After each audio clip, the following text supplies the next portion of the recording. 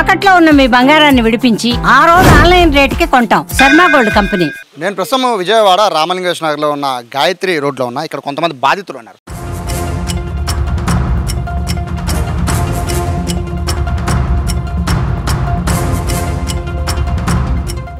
ఆ బాధితుల సమస్య వినే ముందు ఒకసారి వాళ్ళు ఇక్కడ కొంత డబ్బు దాచుకున్నారు. ఆ డబ్బు దేనికి దాచుకున్నారు అనేది వాళ్ళని తెలుసుకుందాం. మన నమస్తే, మీరు ఎంత డబ్బు దాచుకున్నారు, దేనికి? 2 లక్షలు చీటీ వేసానండి, అయిపోయింది. 6వ నెల నుంచి నేను పాడుకుంటాను నెమ్మడి తిరిగి. దేనికి దాచుకున్నారు? అప్పు తీర్చుకుంటానికి. మీరు? మేము పిల్లల చదువులకి మనం ఎంత దాచుకున్నారు? 5 లక్షల చీటీ అయిపోయింది మే నెలలో. 6 లక్షలు. మీరమ్మా? పిల్లల చదువులకని, ఇల్లు బాగు చేయించుకోవడానికని, అప్పులు తీర్చుకోవడానికని దాచుకున్నాము. ఎంతండి మీ అమౌంట్? 2 లక్షల చీటీలు 3 అండి. మీది? మాది 2 లక్షల చీటీలు 3 అండి. మొత్తం 7 లక్షలు అండి మాది. ఇల్లు కట్టుకోవడానికి దాచుకున్నాం. మీరమ్మా? 2 లక్షలు అండి. మేము ఇల్లు అప్సేసి ఇల్లు కొనుక్కున్నాం. 3 లక్షలు కట్టేసాం పూర్తిగా. 3 నెలలు మట్టి ఇస్తా అని. 3 నెలలు. సో మీరు పెళ్ళికి రైట్. మీరు? మా ఇంటికి బాకీ ఉందండి, బాకీ తనకేసుకున్నాను. ఎంతండి? 4 లక్షలు అండి. మీరు? అది వచ్చి 5 లక్షల సీట్ ఒకటి, 2 లక్షల సీట్ ఒకటి అండి. అది 2 లక్షల సీట్ వచ్చేమో 6 పాటలు అయిపోయినాయండి. 5 లక్షల సీట్ అయితేనే పూర్తిగా అయిపోయింది. మీరు దేనికి దాచుకున్నారు? నేను దాచుకుందని నాకు స్థలం కూడా, ఇల్లు కూడా ఏం లేదండి. స్థలం గురించి దాచుకుందామని చెప్పి రూపాయి కూడా పెట్టుకుంటే వస్తాయిలే మడసంగా అని చెప్పి తీసుకుందామని చెప్పి పెట్టానండి. సో ఇక్కడ మీరు దేనికి దాచుకున్నారు? చీటీ పిల్లలు అదే వర్కర్లు ఉన్నారు. మా పాప కూడా అమౌంట్ పంపించడానికి కోసం చేసాము సార్ చీటీ. మీరమ్మా? మేము సీట్లు వేసామండి. 5 లక్షలు 4 సీట్లు.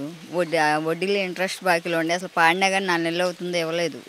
దేనికండి? దేనికి సంబంధించి మీ డబ్బులు దాచుకున్నారు? తెచ్చుకుండా వేసుకుంటాం. మీరు? మేము ఇల్లు కట్టుకున్నామండి. 5 లక్షలు చీటీ వేసాను. లేదండి, 15 నెలలు కట్టాము ఇప్పటికి. ఈ మంత్తో 16వ నెల. మీరమ్మా? 2 లక్షలు చీటీ వేసామండి, ఇంటి అప్పులు తీర్చుకోవడానికి అని చెప్పి ఆగాం. మీరు? మేము 5 లక్షలు చీటీ వేసామండి. 5 లక్షల చీటీ వేస్తే ఇస్తానమ్మ ఒక నెలక, నేను ఇక్కడ ఇల్లు కొనుక్కున్నాను, 30 సంవత్సరాల నుంచి ఉంటున్నాను, మేము వచ్చి 30 అండి, ఆమె వచ్చి 25, 20. అంటే దేనికి దాచుకున్నారు డబ్బులు? దాచుకోండి, మేము అప్పు కట్టుకోవాలని దాచుకున్నామండి. అప్పు.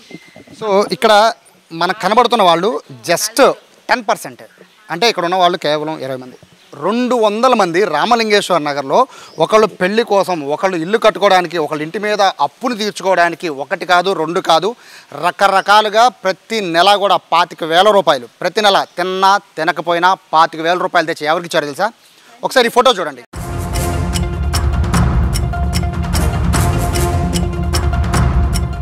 ఈ ఫోటో చూశారు కదా? ఈ ఫోటోలో ఉన్న పేరు కోటేశ్వరమ్మ. ఆవిడ ఇక్కడ దాదాపు 20 ఏళ్ళకి ఇదే రామలింగేశ్వర నగర్లో ఉండి చీటీలు వేస్తూ ఉంటుంది. బాగా తెలిసిన పర్సన్ అని చెప్పి ఇక్కడ ఉన్న వాళ్ళందరూ 200 మంది దాదాపుగా 10 కోట్ల రూపాయలు 10 కోట్ల రూపాయలని అందరూ దాచుకుంటే 3 నెలలుగా చీటీ డబ్బులు ఇవ్వకుండా, పాడిన వాళ్ళకు కూడా డబ్బులు ఇవ్వకుండా ఆవిడ సడన్గా ఇక్కడి నుంచి టోపీ పెట్టి వెళ్ళిపోయింది. సో ఇప్పుడు వీళ్ళ పరిస్థితి ఏంటి? దాదాపు 1 వీక్ అవుతుంది ఇప్పటి వరకు ఆవిడ జాడ ఇంతవరకు తెలియలేదు.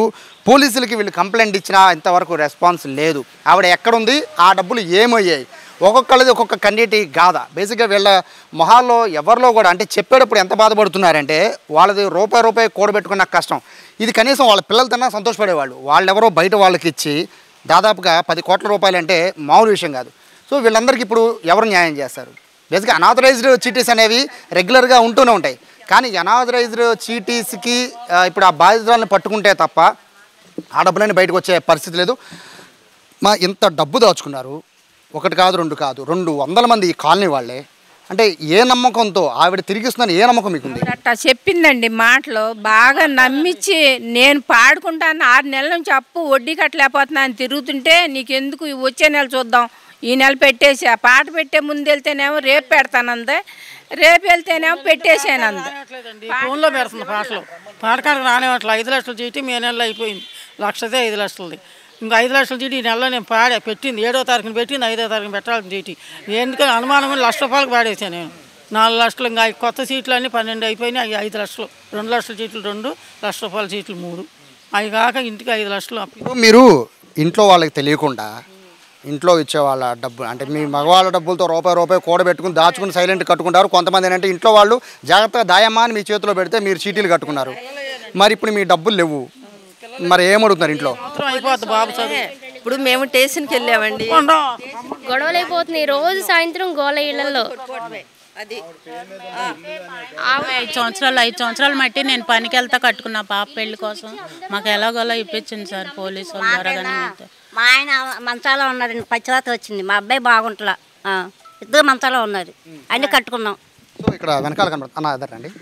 సో మీరేం పని చేస్తుంటారు? నేను సిమెంట్ పని చేస్తుంటాను, కాంక్రీట్ వర్క్లు చేస్తుంటాను. అంటే మీకు వచ్చేది చూస్తే నెలకి అంటే సుమారు ఎంత రావచ్చు మీ ఆదాయం అంతా?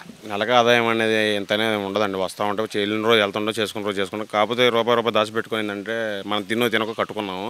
నేను 7 నెలల నుంచి అడుగుతున్నాను, కొత్తలకు పాట ఇవ్వను అని చెప్పి నన్ను మోసం చేసిందండి. లాస్ట్ దాకుండా నీకు ఎందుకు ఇప్పిస్తాను, నీకు ఎందుకు ఇచ్చేస్తాను, ఆగండి అని చెప్పి అన్నారు.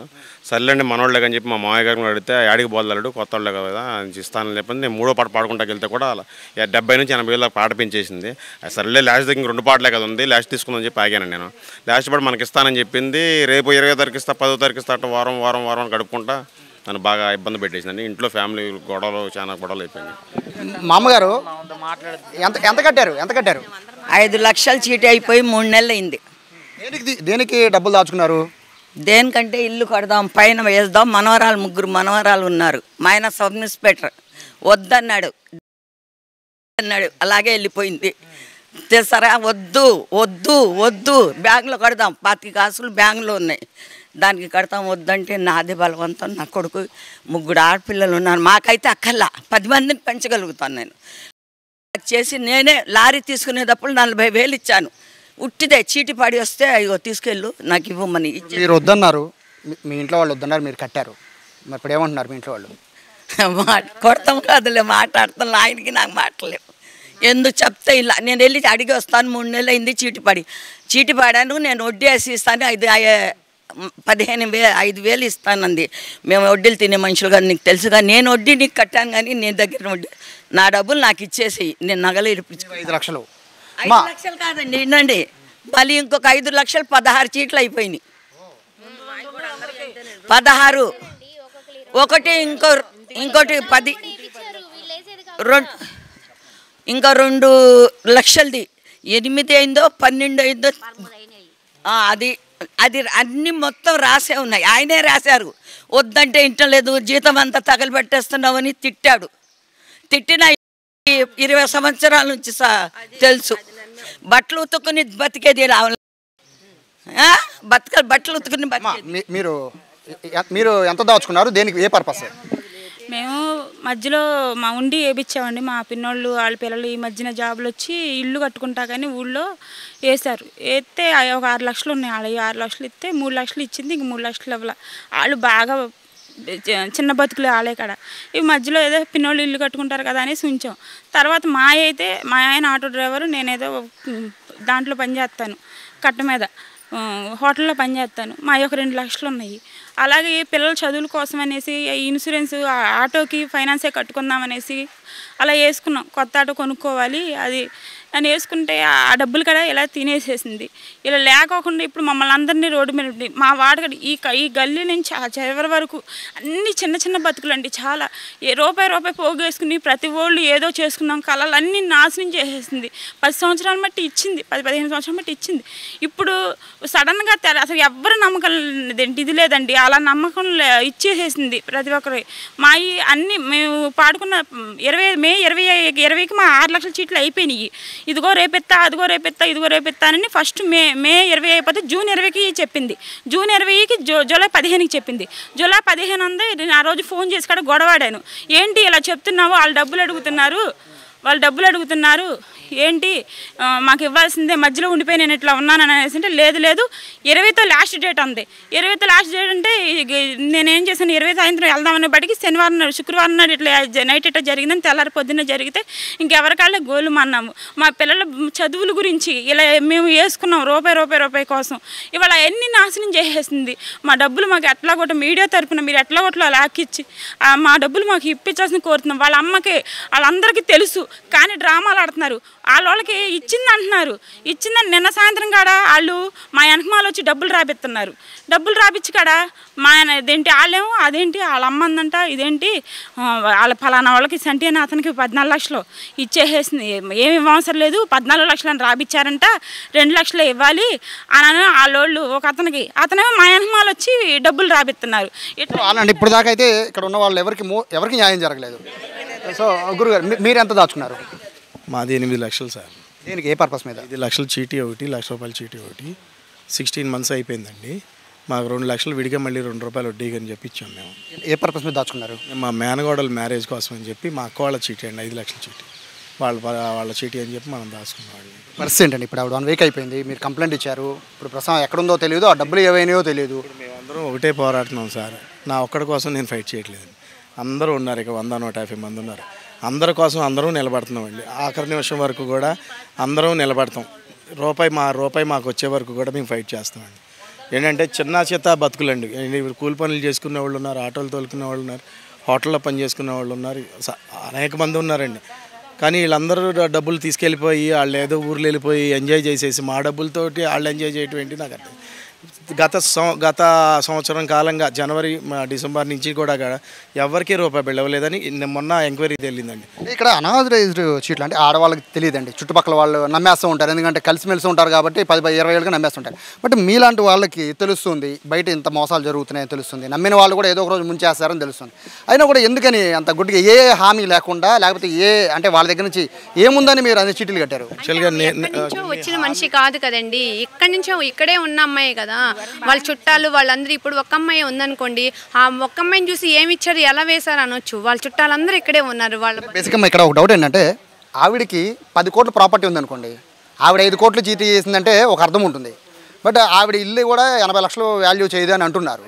సో కాదండి, ఇప్పుడు ఏంటంటే విషయం, ఇంతమంది ఉన్నారని ఇప్పటి వరకు మాకు తెలియదు. ఎక్కడో ఒక 40 మెంబర్స్ ఒక 30 మెంబర్స్ ఉన్నారు అనుకున్నామే కానీ ఇన్ని 100 మంది ఉన్నారని ఆమె వెళ్ళిపోతే కానీ మాకు తెలిసిందనమాట. ఇంకా 80 లక్షలు పెట్టి ఇల్లు కొంది. వాళ్ళ హస్బెండ్ గవర్నమెంట్ ఎంప్లాయ్. ఎంత లేదన్నా ఒక 3-4 crores ప్రాపర్టీ వరకు ఆవిడకి సేఫ్గా ఉండగలమని చెప్పి మేము అనుకున్నాం. కానీ ఇదే ఈవిడ చెప్పినట్టుగా మన చీటీలో 20 మంది ఉన్నారు. 5 లక్షల చీటీ ఆవిడ దగ్గర ఒకటే ఉంది.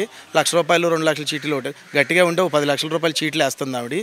మెయింటైన్ చేయలేకపోయినా 1-2 నెలల్లో ఎవరన్నా బయటకు వస్తారు, ఇవ్వలేకపోతే ఎవరన్నా బయటకు వస్తారు, అలర్ అవుతుంది. ఆ లెక్కగా మనకి తెలుస్తుంది అని చెప్పి మేము అనుకున్నాం. కానీ మా ఇంటి పక్కన చీటీ వేశారని నాకు తెలియలా, నా దగ్గర చీటీ వేశారని నాకు తెలియలా. ఎలాగంటే ఎందుకు రాలేదంటే సార్, చీటీ ఎవరికి అప్పచెప్పలేదు అనుకోండి, ₹2 వడ్డీయో ఇచ్చి మేనేజ్ చేస్తుంది. ₹2 నాకు కుదరదు, నా డబ్బులు నాకేం కొంచెం గట్టిగా అడిగినోడికి 3 ఇస్తుంది. లేదు కావాలంటే ₹5 కూడా డిమాండ్ ఇచ్చింది. ఆశ చూపించిందండి. ఆశ చూపించేవాడికి ₹5 చీటీ వడ్డీ వస్తుంది, నేను బయట అక్కడ ఇచ్చుకున్నా కూడా ₹2-3 మించి నాకు రాదని చెప్పి ఆశపడిన వాళ్ళు కూడా చాలామంది దగ్గర డబ్బులు ఆపటం జరిగింది. ఇస్తుంది, నాకు అవసరమైనప్పుడు నేను గట్టిగా 1 నెల ముందు చెప్తే ఇచ్చేస్తుంది అన్న ఉద్దేశంతో అనుకున్నారు. ఆ ఇచ్చిన వడ్డీ కూడా ఆవిడ మనకు చేతికి ఇవ్వకుండా, తీసుకున్న వడ్డీ మనకి ఇచ్చే వడ్డీ కూడా చేతికి ఇవ్వకుండా వాళ్ళకి ఏం చెప్పింది, ఏమంటే నేను 5 లక్షల చీటీ మళ్ళీ ఫ్రెష్తో ఒకటి స్టార్ట్ చేశాను, అందులో కట్టుకోండి అనగానే 4 లక్షలు ₹3 వడ్డీకి ఇచ్చినప్పుడు 12,000 వస్తాయండి. ఈ 12,000 నెక్స్ట్ ఇంకో 5 లక్షల చీటీలో మళ్ళీ జాయిన్ అయ్యి మళ్ళీ మిగతా బ్యాలెన్స్ ఎంత ఉందో కనుక్కొని ఈ 12 లక్షలు మినాయించుకొని కట్టిన వాళ్ళే కానీ ఎవడు కూడా రూపాయి జేబులో పెట్టుకొని తీసుకెళ్ళింది లేదండి.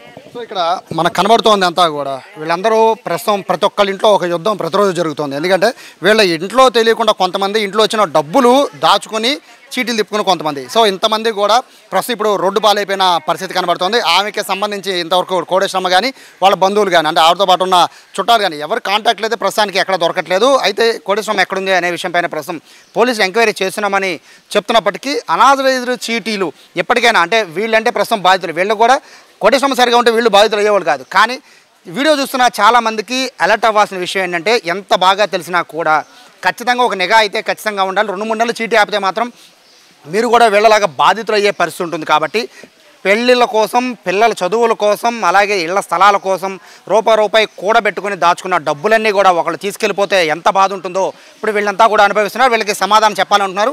ప్రభుత్వం నుంచి కూడా కాస్త రెస్పాన్స్ కనుక ఉండి చాలా వేగంగా ఈ కేసును కనుక సాల్వ్ చేయగలిగితే, తమ డబ్బులు తమకి వెనక్కి ఇప్పిస్తే అంతే చాలు, మళ్ళీ ఇటువంటి చీటీల జోలికి వెళ్ళమని చెప్పి వీళ్ళు డబ్బోదివ్వమంటున్నారు. ప్రస్తుతం 1 కాదు 2 కాదు 200 మంది ఈ కాలనీ మొత్తం కూడా ప్రస్తుతం కోటేశ్వరమ్మ బాధితులుగా మారిపోయిన పరిస్థితి. కెమెరా పర్సన్ కృష్ణతో సాయి, సుమన్ టీవీ, విజయవాడ నుంచి.